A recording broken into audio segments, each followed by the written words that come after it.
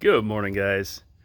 All right, so what I'm working on today is a 2003 E60 530i. It came in for check engine light, oil leaks, bad running. It's got 154,000 miles on it, and it's hammered. Like, you can pretty much tell when these cars are going to need everything when you open the door, and the interior looks like a bear got in there. And these cars are pretty resilient. I mean, they have nice leather, so usually if the interior is beat up, they've never taken care of anything, which is the case here. So this, like I said, 154,000 miles. I just pulled the valve cover. As you can see right here, it was leaking fluid, leaking oil for a very, very long time. That is part of the valve cover gasket. As everyone knows, it was supposed to be rubber. This is now plastic. These guys get cooked and they turn into plastic. So in the trash pile for the moment until I throw that away. Yeah, look at this. I mean, I can't even pull it off. So I'll show you the valve cover side. So this is stuck in here. I'm gonna have to carefully, without breaking the valve cover, pry that out. And the piece right there, and this thing's just coming apart. So, and this is common on M52s, M54s, M56s, M62s, M60s, N62s. So basically every BMW valve cover that's a plastic or aluminum style valve cover with the rubber that sits inside the valve cover. The E90s that got the flat steel gaskets didn't leak for that reason because they're steel.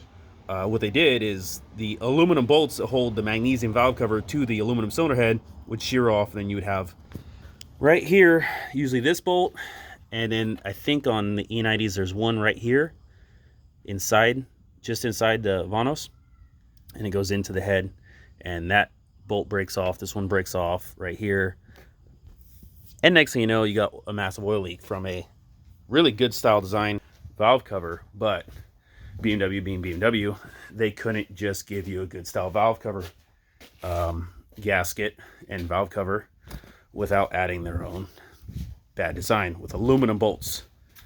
Later versions got steel bolts, so I don't get what their problem was. This car actually has a secondary airflow code, so I'm going to replace that guy and the pump. I function tested them on the scanner. Air pump doesn't come on at all, and given that valve is the last place it has anywhere air to go before going to the cylinder head, that valve is usually screwed up too. So I am going to replace that valve.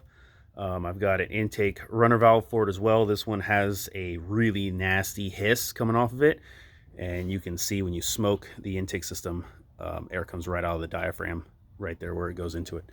So I've got that. Oil filter housing gasket, I'm doing that. A set of plugs. The misfire is probably just the plugs, but coupled with the intake air leak on the intake manifold runner valve, or DISA if you know BMWs, that misfire is probably coming from that as well. But the plugs, I can guarantee you have 154,000 miles on them, given looking at the car. So that's all I got for today. I might give you a little update here in a bit when I get the alternator and the oil filter housing bracket pulled off and show you guys what's involved with that. It's not a whole lot. It looks like you pull the airbox out of the way, and then you take the power steering alternator belt off. There's a 16 millimeter bolt head right there, and then one lower one down here underneath the pulley for the alternator. One harness right here on the alternator, and then one main power wire right here on the alternator. I usually do not disconnect the battery. If you're supposed to, do not do what I do. Just saying, disconnect your battery. But I unbolt that thing and wrap it with electrical tape, and then shove a rubber hose over the electrical tape so it doesn't arc on anything, and then just put it out of the way. So I've never had a problem with that, but don't take my word for it, because it would be my luck that one of you guys would do that and start your car on fire or weld some shit with your battery cable. So don't do that. Disconnect your battery. And after you get that alternator out of the way, there are 1,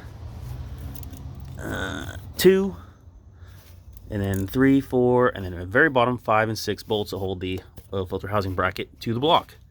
You can pull it out of the way, you can leave the vinyl sign attached to it or disconnect it. I usually take this one off and then put new crush washers on it, and it just lays back right here where the airbox is at the moment, and you can pick the gasket out. The gasket is usually in the same shape as the valve cover gasket. It's plastic now. It used to be rubber, and it's going to be plastic because this thing is just pouring oil out of itself every time you start the car.